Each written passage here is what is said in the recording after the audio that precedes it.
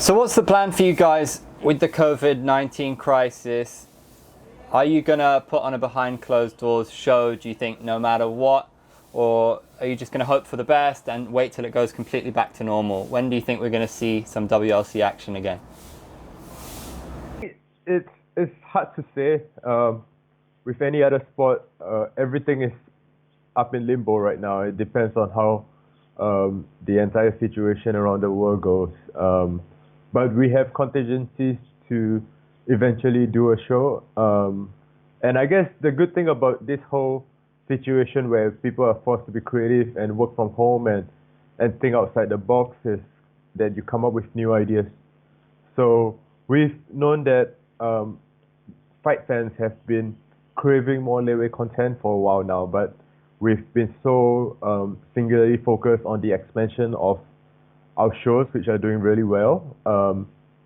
And this whole episode has allowed us to step back and reevaluate and see what else we can do. And we're definitely going to look to produce more content.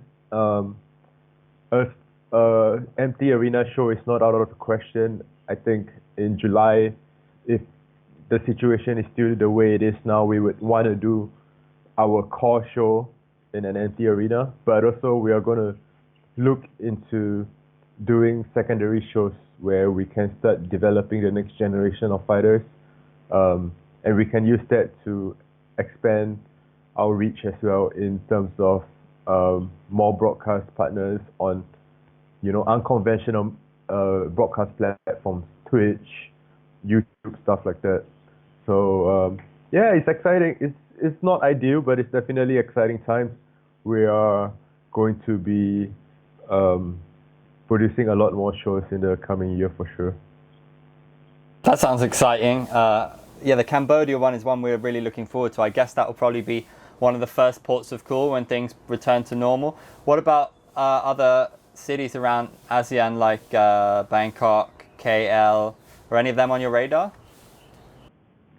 Yeah, Bangkok is definitely another city we're looking at, with the amount of fight fans there as well.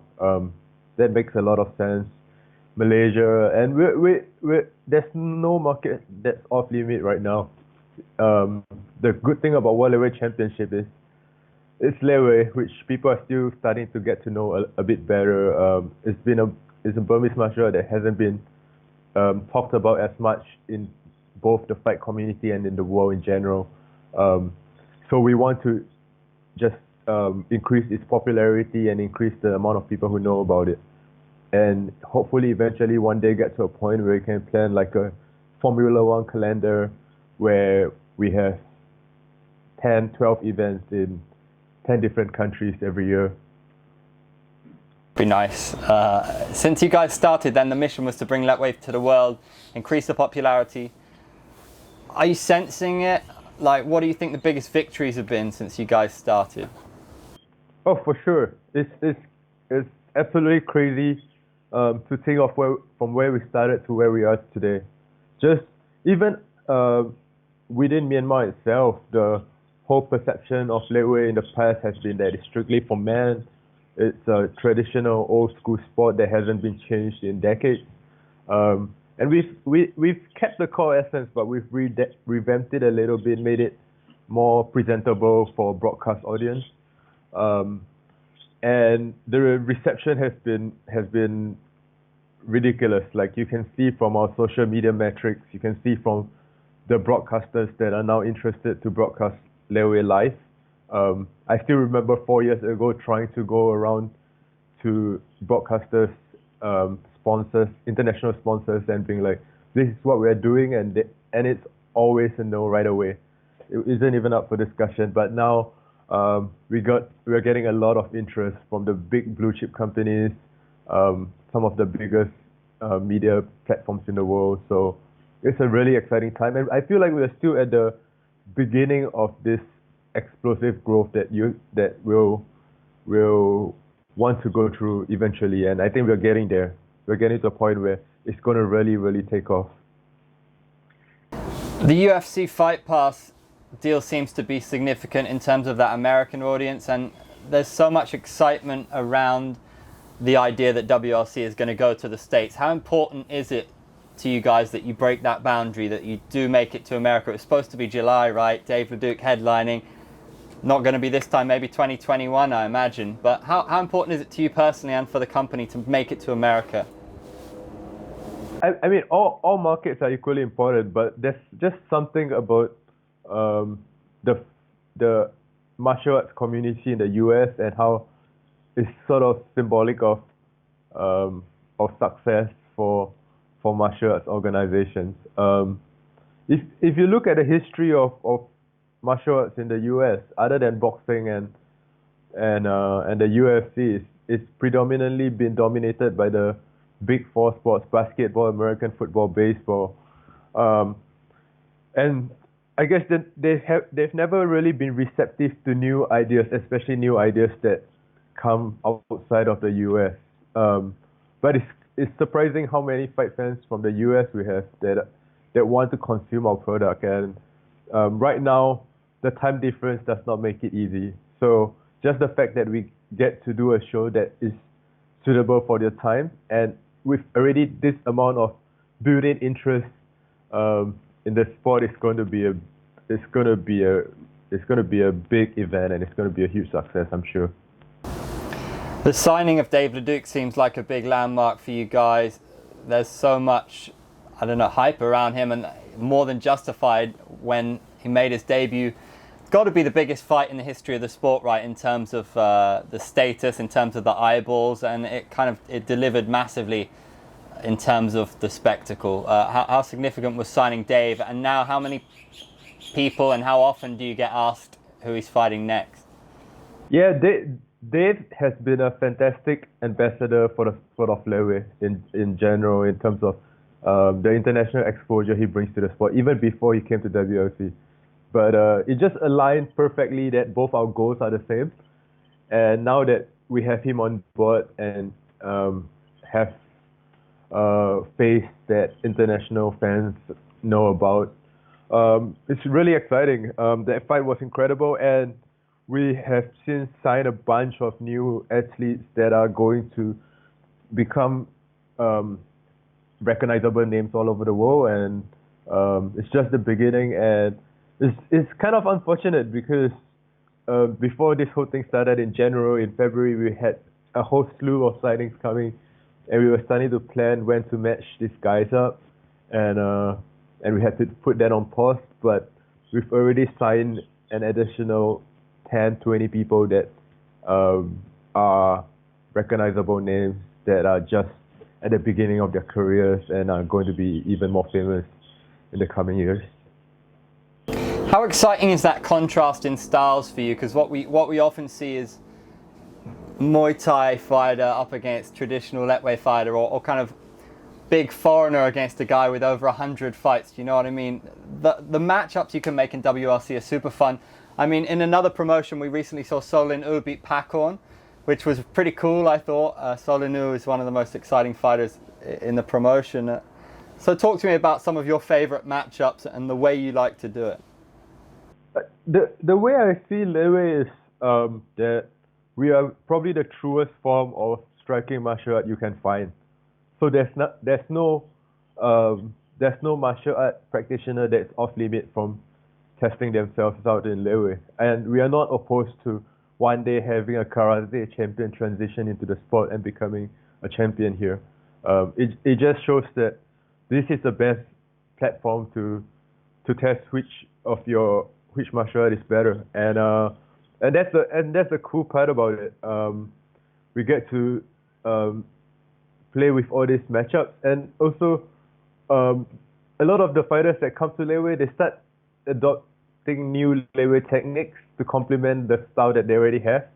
So what we are seeing is kind of a development and evolution of the sport that's been around for so long, and it's really exciting to see, because I feel like we're just scratching the surface of what kind of fights we can possibly put on. They're already so exciting, but in terms of technique and in terms of the skills that each fighter possesses, they all bring something new, and we are slowly cultivating a new and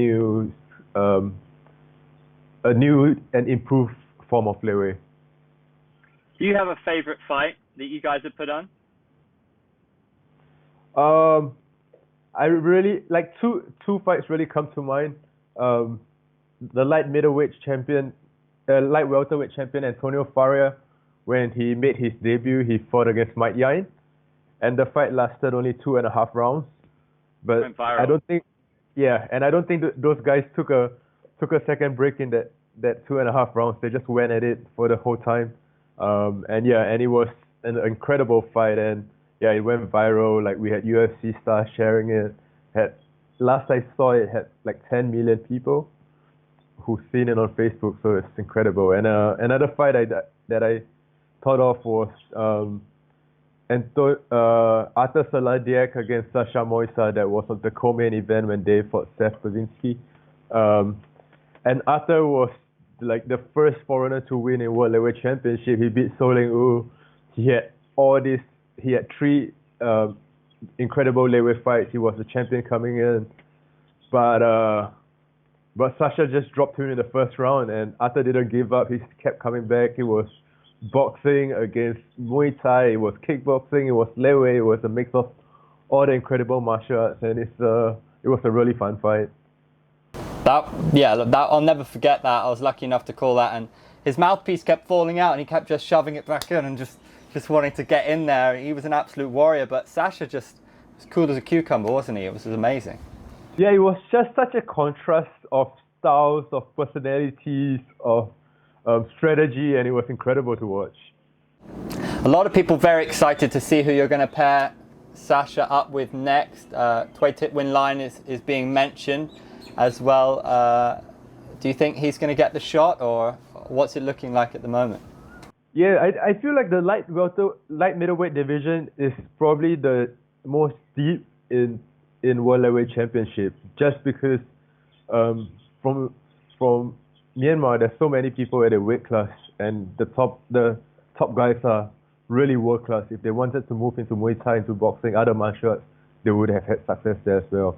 And also, it's just there's so many of good fighters at 71 kilos and raring for opportunities. So we have a lot of new signings at that weight as well. But yeah, it does look like Lethwei Win Line will get the first shot at Sasha.